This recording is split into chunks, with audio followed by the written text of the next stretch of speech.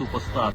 President Joe Biden's administration will allow Ukraine to use U.S.-provided weapons to strike deep into Russian territory, three sources familiar with the matter said, in a significant change to Washington's policy in the Ukraine-Russia conflict. Ukraine plans to conduct its first long-range attacks in the coming days, the sources said, without revealing details due to operational security concerns. The White House declined to comment.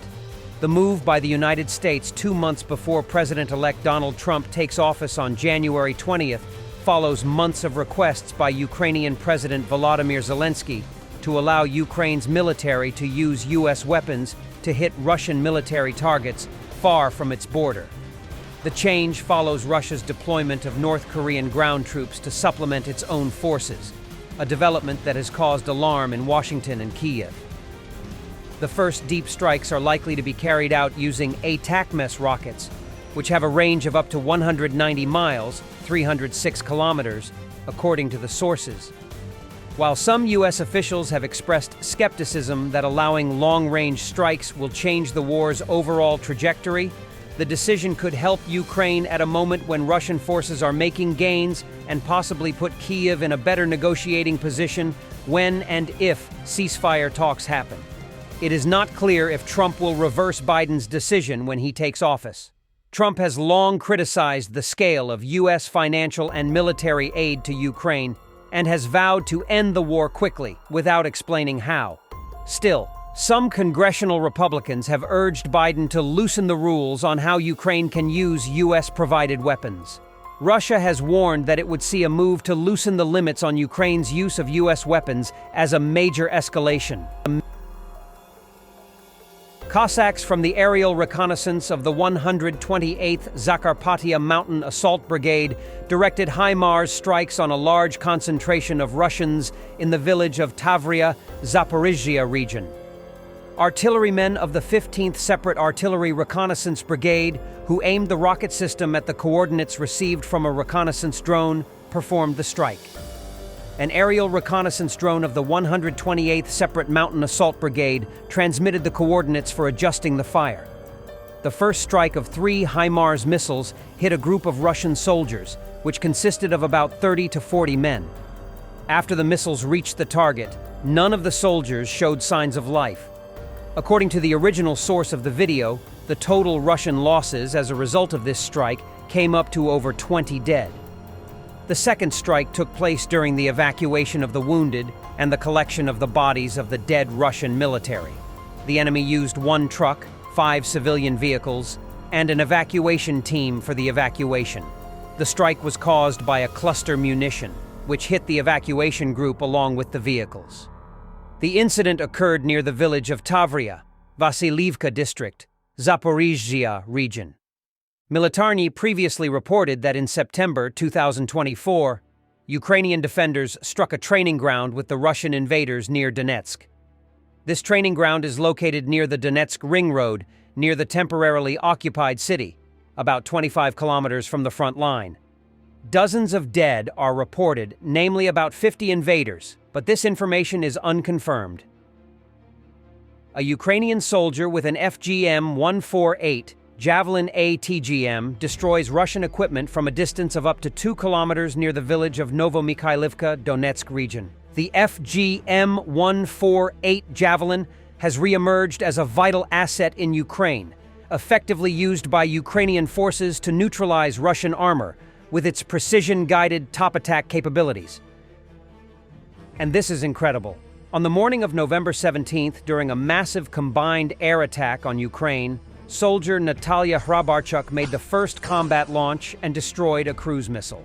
The Ukrainian Air Force reported this. Natalia Hrabarchuk reportedly shot down a Russian cruise missile from the Igla man-portable infrared homing surface-to-air missile system. Natalia took a 5-month training course at the training center and mastered various types of man-portable air defense systems. When the enemy missile was in front of me, I threw away all emotions and excitement. I had made hundreds of training launches on simulators. And here, the first combat and on target, says Natalia. She added that the man-portable air defense system weighs about 18 kilograms, and that it also comes with a lot of responsibility. I am very glad that I managed to do it. After the combat work, I let my emotions out a bit. Our mobile firing group includes female soldiers. We make every effort to achieve results and give our best, Natalia shares. In civilian life, Natalia Hrabarchuk was a preschool teacher. Since 2021, she has been an anti-aircraft gunner with the anti-aircraft missile unit of the Radio Technical Brigade Galicia Volhyniask of the Air Command West. Попала, Наташа, попала! Попала! Попала! FPV drones operated by SBU Unit Alpha strike deep into Russian rear positions. The extended range of tactical UAVs is now a game changer. As Russian forces avoid bringing large transports to the front lines, precise hits on logistics can halt their assaults by disrupting supply chains. The Ukrainian Security Service has effectively leveraged drone technology to disrupt and damage Russian military operations. These drones are used for reconnaissance, identifying Russian positions and directing artillery strikes with high precision. Additionally, the SBU has employed modified commercial drones for direct attacks, capable of dropping explosives on targets such as command posts, vehicle convoys, and ammunition depots. This strategic use of drones has provided a significant tactical edge, allowing Ukraine to strike deep behind enemy lines and create chaos among Russian troops while minimizing their own risk. Commentary from President Volodymyr Zelensky to Ukrainian radio, where he mentioned 4 types of missiles currently undergoing testing.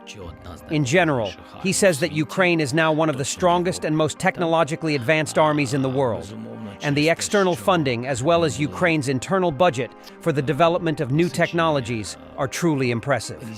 It's also worth noting the good format of the interview, which resembles a podcast. Journalists have the opportunity to ask questions of interest while seated at a table and without pressure, and the president can provide detailed answers.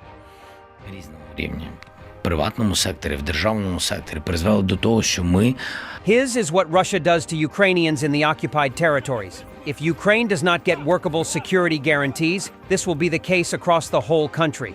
3 heavily armed Russian FSB officers arresting a civilian in Crimea for making a pro-Ukrainian post on social media, allegedly.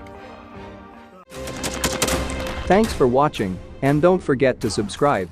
Also, if you want to support Warthog Defense, please become our member and get early access to new videos, exclusive members-only videos, and become administrator in comment section. The membership link is in the description. Every day. We had a guy last week, it's 6 rescues in 6 days. You know, he's doing the job every day.